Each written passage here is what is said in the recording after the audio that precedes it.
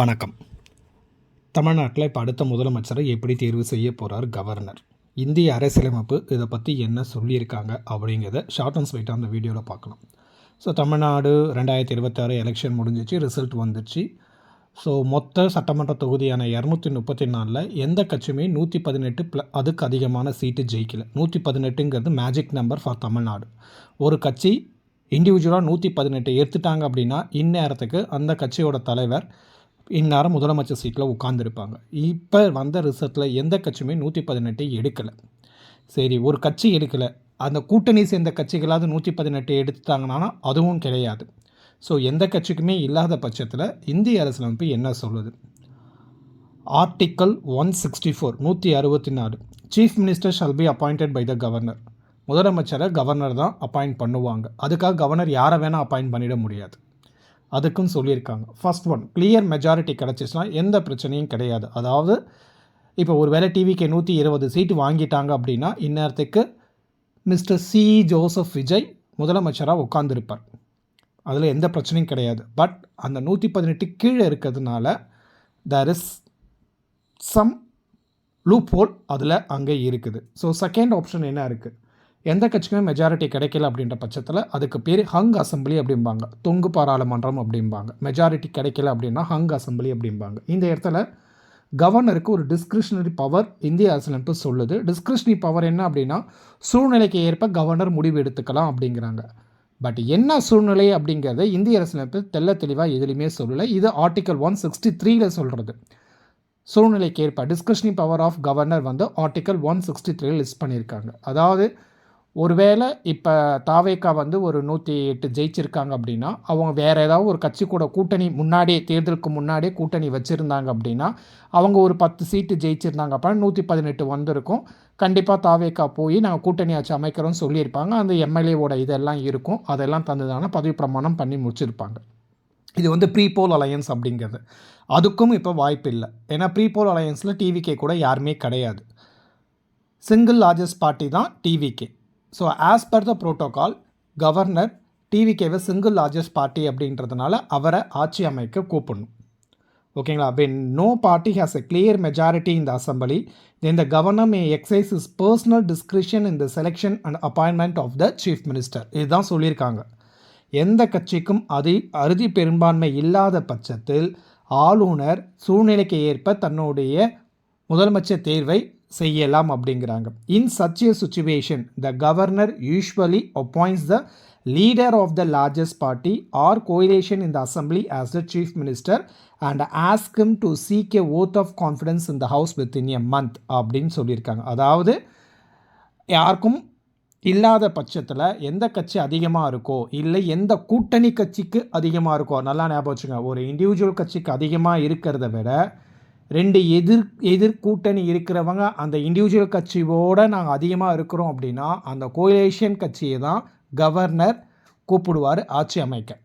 பதவி பிரமாணம் செஞ்சு வச்சதும் அசம்பிளியில் எங்களுக்கு 118 மெஜாரிட்டி இருக்குன்றதை ப்ரூஃப் பண்ணணும். ஓகேங்களா? இதுதான் இந்திய அரசியலமைப்பு சொல்லியிருக்குது. இப்போ தமிழ்நாடை பொறுத்த வரைக்கும் டிவிகேக்கு single largest party no doubt, but absolute majority கண்டிப்பாக இல்லை.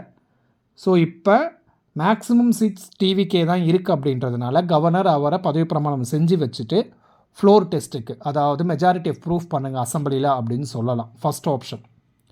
அந்த second one post poll alliance. அதாவது என்னென்னா தேர்தலுக்கு முன்னாடி வேறு கூட்டணி இருப்பாங்க, தேர்தலுக்கு அப்புறம் ஒரு கட்சி தனி பெரும்பான்மையாக வந்திருக்கும், ஆனால் அறுதி பெரும்பான்மை வந்திருக்காது. இண்டிவிஜுவலாக லார்ஜஸ்ட்டாக இருப்பாங்க, ஆனால் மெஜாரிட்டி கிடச்சிருக்காது. அந்த கூட்டிலேருந்து விலகி இந்த கட்சி கூட சேர்ந்துருவாங்க. அதுதான் போஸ்ட் போல் அலையன்ஸ் அப்படிம்பாங்க. அப்பையும் 118 நீங்கள் அங்கே ப்ரூஃப் பண்ணணும், கவர்னர் சொல்லுவார், பதவி பிரமாணம் செஞ்சு வச்சுருவாங்க. இப்போ ஃபார் எக்ஸாம்பிள் 108 டிவிகே, 5 காங்கிரஸும் சேர்ந்துருக்காங்க, ஸோ 113. பட் இன்னுமே அந்த மேஜிக் நம்பர் வரல. கவர்னருக்கு சிங்கிள் லார்ஜஸ்ட் பார்ட்டியாக நான் போய் பதவி பிரமாணம் நாங்கள் தான் சிங்கிள் லார்ஜஸ்ட் பார்ட்டி டிவிகே கவர்னருக்கு சொல்லியிருந்தாங்க அப்படின்னா எந்த பிரச்சனையுமே இல்லை, கவர்னர் இந்நேரத்துக்கு பதவி பிரமாணம் செஞ்சு வச்சுருந்துருப்பார். ஆனால் அவங்க லெட்டரில் என்ன சொல்லியிருந்தாங்கன்னா எங்ககிட்ட கூட்டணி ஆட்சி நாங்கள் அமைக்கிறோம் அப்படின்னு சொன்னது தான். அப்போ கூட்டணி ஆட்சினா கண்டிப்பாக 118 பேர் தேவை, அவங்களுடைய சிக்னேச்சர் எனக்கு தேவைன்னு சொல்லிட்டார் கவர்னர். இதுதான் இங்கே இருக்கிற மிகப்பெரிய பிரச்சனை.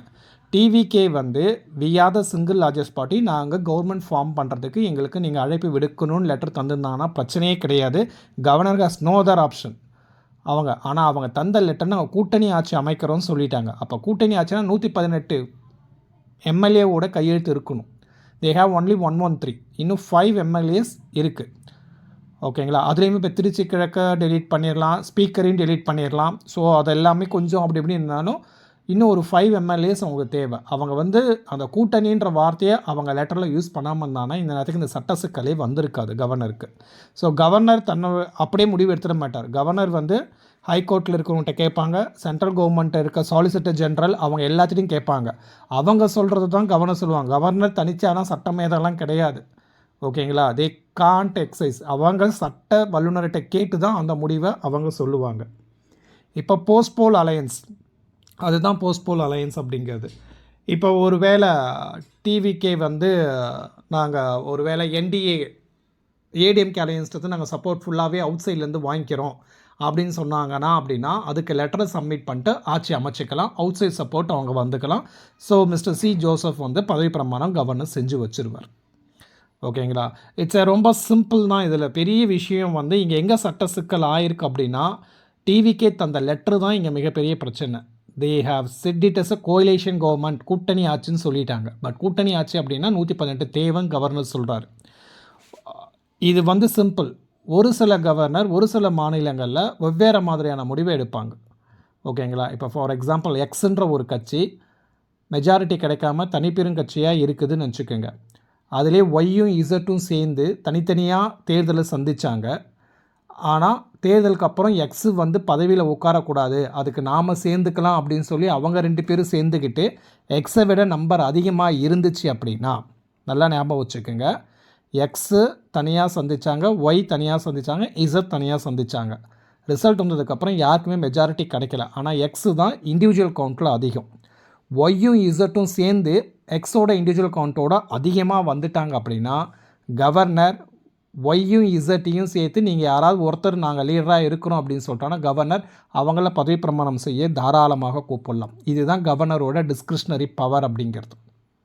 ஓகேவா? Governor usually appoints the leader of the largest party or coalition in the assembly as the chief minister. ஓகேங்களா? கண்டிப்பாக லீடர் ஆஃப் த லார்ஜஸ்ட் பார்ட்டியை தான் கூப்பிடணும்னு அவசியம் கிடையாது. எப்போ லீடர் ஆஃப் த லார்ஜஸ்ட் பார்ட்டியை கூப்பிடணும் அப்படின்னா 118க்கு மேலே ஒரு கட்சி எடுத்துச்சு, 118க்கு வந்துச்சு அப்படின்னா கண்டிப்பாக அந்த லீடரை தான் கவர்னர் கூப்பிட்டாகணும். அந்த கட்சி அவருக்கு பிடிக்கலன்றது கேள்வியே கிடையாது, அதை தான் கூப்பிட்டாகணும். ஆனால் 118 கீழே இங்கே போனதுனால கவர்னரோட டிஸ்கிரிஷ்னரி பவர் உள்ள ஆட்டோமேட்டிக்காக வர செய்யுது. ஸோ இப்போ அடுத்த நகர்வு கவர்னர் என்ன பண்ண முடியும் அப்படிங்கிறது வெயிட் அண்ட் வாட்ச்லாம் கிடையாது. அநேகமாக டிவிகே தான் பதவி பிரமாணம் செஞ்சு வச்சாகணும். They have no other option. நிறையா மாதிரி நியூஸில் நிறையா வருது. ஒருவேளை ஏடிஎம்கே, டிஎம்கே, கம்யூனிஸ்ட்டு, ஐயுஎம்எல், பிஎம்கே எல்லாமே சேர்ந்து நம்பர் அதிகமாக காமிச்சிட்டா என்ன பண்ணுறது? இதெல்லாம் வந்து என்னென்னா நைட்மேர் கொஸ்டின், பேரடாக்ஸ் கொஸ்டின் மாதிரி தான். நடந்துருச்சுன்னா காமிச்சிட்டா அதெல்லாம் நடக்குமா அப்படிங்கிறது ஒரு கேள்விக்குறி. சரி, இது எத்தனை நாளைக்கு பண்ண முடியும்? இதே மாதிரி பதவி பிரமாணம் தள்ளி போடுறதுக்கு டிவிகே வந்து நாங்கள் கோர்ட்டுக்கு போகிறோம் அப்படின்னாங்க. கோர்ட்டுக்கு போனாலும் கோர்ட்டு என்ன சொல்ல போகுதுங்கிறது தெரியல. ஓகேங்களா? கோர்ட்டு உடனே அதை எடுத்துக்கிட்டு உடனே ஜட்ஜ்மெண்ட் தருமா அப்படிங்கிறதும் தெரியல. இப்போக்கி டிவிகே கிட்டே இருக்க ஒரே option, they need to get the support of other 5 MLAs.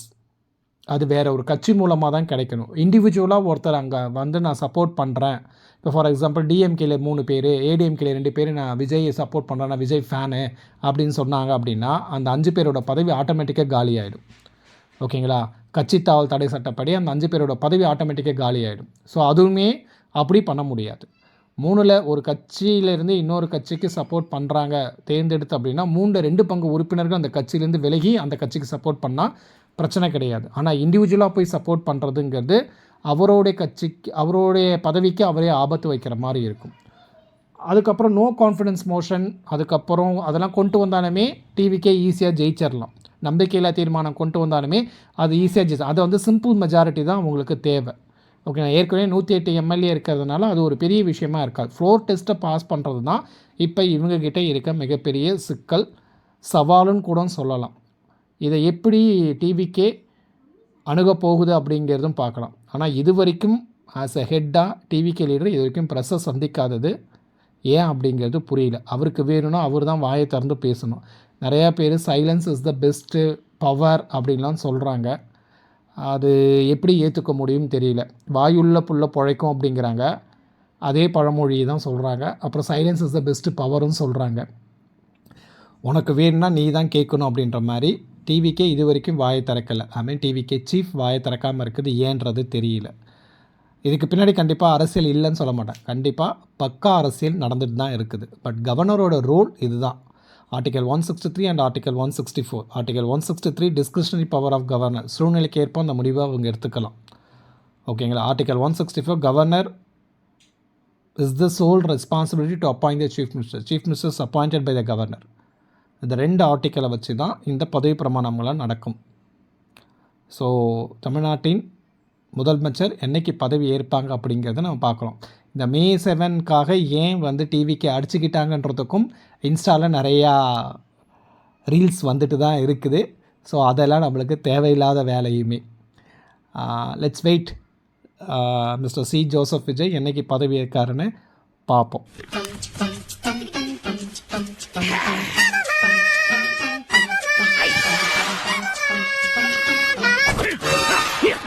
Thank you for watching the video.